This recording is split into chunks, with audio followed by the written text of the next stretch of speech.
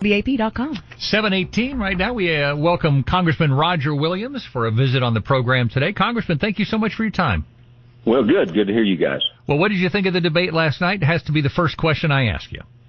Well, I thought it was pretty good, actually. It's nice to know we're running against an admitted knucklehead. And I don't know if that's what we want leading our country, but I thought it was a good debate. It was a great debate for Vance. He was clear on the issues. He had clarity, and I thought he had walls on the defense most of the evening. So I thought it was good. I thought it was also, again, 3-1. The moderators, you could tell very quickly, we're not going to give Vance any kind of slack, but that's okay. They cut his mic off one time and failed to let the people hear the answer that they want to talk about. So, but it was good. I thought we did a good job. So when we look at these debates, do you think that this had an impact on voters last night? I think it did. I mean, look, I think if the election was tomorrow, people are ready to vote, but there is that 1% in there that hasn't decided, and I think that if you focus on that 1%, frankly, that are going to win the election, I think that Vance has or did move some of those over to his side, our side. I think that Walz probably didn't lose anybody, but he didn't gain anybody, and I think it was good for us. It was good that the people got to hear the debate and see the difference between the two people. Again, one is admitted socialist, the other is admitted capitalist, and that's what we're voting on. I thought one of the good things that came out of this was it allowed J.D. Vance the opportunity to unfiltered show who he actually is, not who the media and the Democrats say he is. And I'm hoping that came through. Media, after the debate was over, they had completely changed their tune about him. Well, they did, and they had to, because he won the debate. And then one thing I'd like to bring up that President Trump hadn't brought up and J.D. didn't bring up last night was, let's talk about the border real quick. The Democrats continue to talk about this bill that Congress failed to pass, and that's the reason they can't secure the border. First of all, that's so wrong, and the bill that came before the House from the Senate allowed for 5,000 people a day to illegals to legally cross the border. And when it got over 5,000, it shut it off for a period of weeks and started again.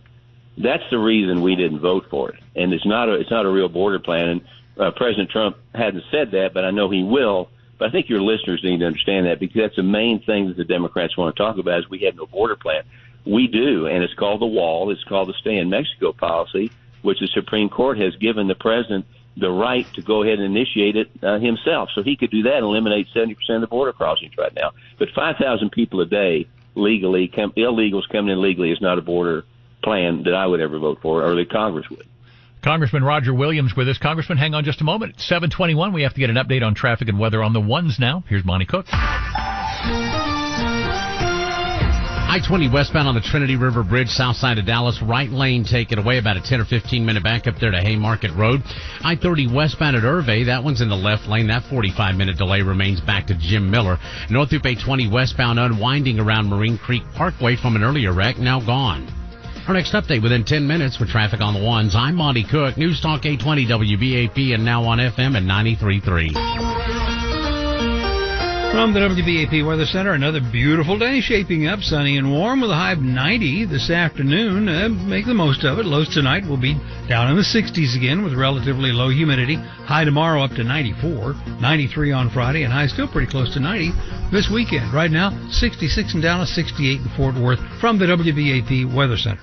Congressman Williams, President Trump at a recent rally, I don't know if you're aware of this, and it kind of just went under the radar a little bit. He made a comment, a mention about Kamala Harris needing to be, I don't know if he said arrested, but tried based on the failure at the border. Is that a legitimate complaint? Is that something that we might actually legitimately see come to fruition?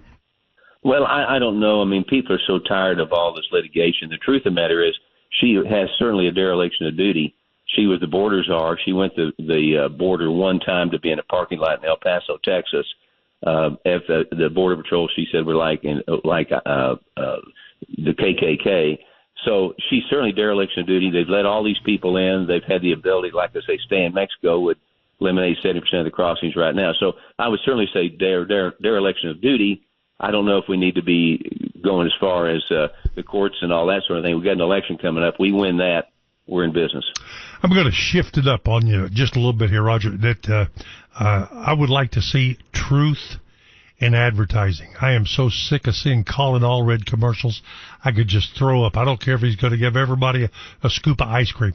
But what I'm saying is everything's out of context. It's all lies, and it's all legal to do. How can we stop that, Republicans and Democrats, and see the truth in advertising? Well, everybody stretches the truth, and of course it does go back to freedom of speech. Where does that end, if it does end? A lot of TV commercials on both sides, you say some sides stretch it. The Democrats certainly don't tell the truth in a lot of their issues. So I think we need to get back to civility if we can do that, where we can agree to disagree. Now, I think the debate last night showed a little of that. Both of them were professional. They agreed to disagree. Fortunately, our guy had the right answers. But they shook hands afterwards. You can tell it was legitimate. The wives were up there. We need to get back to those days. I don't know if we can, because the press is so far off the rails.